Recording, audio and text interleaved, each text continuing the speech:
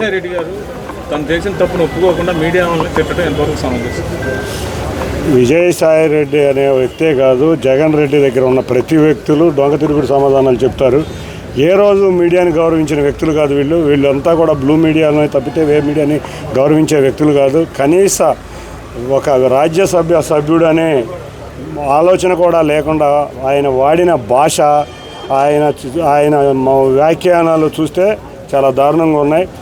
ఇవాళ ఆయన చేసిన అక్రమాన్ని కప్పిపుచ్చుకోవడానికి, దిగజారుడుతనాన్ని కప్పిపుచ్చుకోవడానికి మీడియా మీద అవాకులు చెవాకులు పేలి ఈ విషయాన్ని డైవర్ట్ చేద్దామని చూస్తున్నారేమో. తప్పకుండా రాష్ట్ర ప్రజలు అన్నీ గమనిస్తున్నారు.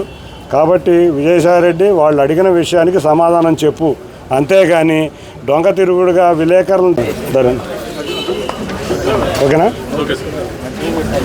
ఇవాళ నందిగామ నియోజకవర్గ అధికారులతో ఎమ్మెల్యే స్వామి గారు నేను సమీక్ష సమావేశం ఏర్పాటు చేయడం జరిగింది.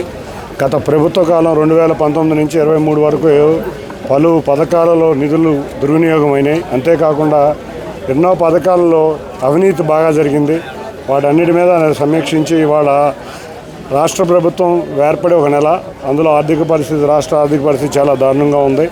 ఇవన్నీ సరయ్యే లోపల టెంపరీగా రిలీఫ్గా మనం చేయవలసిన వైద్యం, అంతేకాకుండా డ్రైనేజీ, అంతేకాకుండా మంచినీరు, ఇటువంటి అన్నిటి మీద ఇవాళ సమీక్ష చేసి టెంపరీగా మనం చేయాల్సిన పనులేంటి అన్నిటినీ కూడా సమీక్షించడం జరిగింది. వారు ఇచ్చే నివేదిక. అంతేకాకుండా 2019 నుంచి 23 వరకు జరిగిన కుంభకోణాలు, ముఖ్యంగా ఇళ్ల స్థలాలు కేటాయింపు, అంతేకాకుండా ఖనిజ సంపద దోపిడీ, ఇటువంటి మీద కూడా రిపోర్ట్ ఇవ్వడం జరిగింది అధికారులని. వారు త్వరలో ఇస్తారు.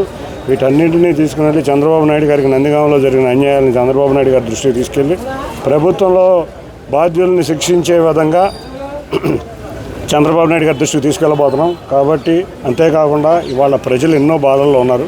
ఎంతో ఆశలతో ఈ ప్రభుత్వాన్ని గెలిపించుకున్నారు.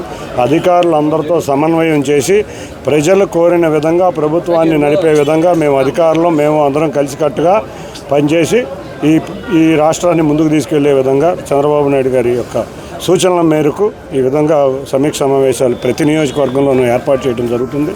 ఒకటే చెప్పారు, అధికారులు ప్రజాప్రతినిధులు అందరూ కలిసికట్టుగా ప్రజా సమస్యల మీద సమీక్ష చేసి వాటిని పరిష్కరించే విధంగా వెళ్ళమని సార్ చెప్పారు.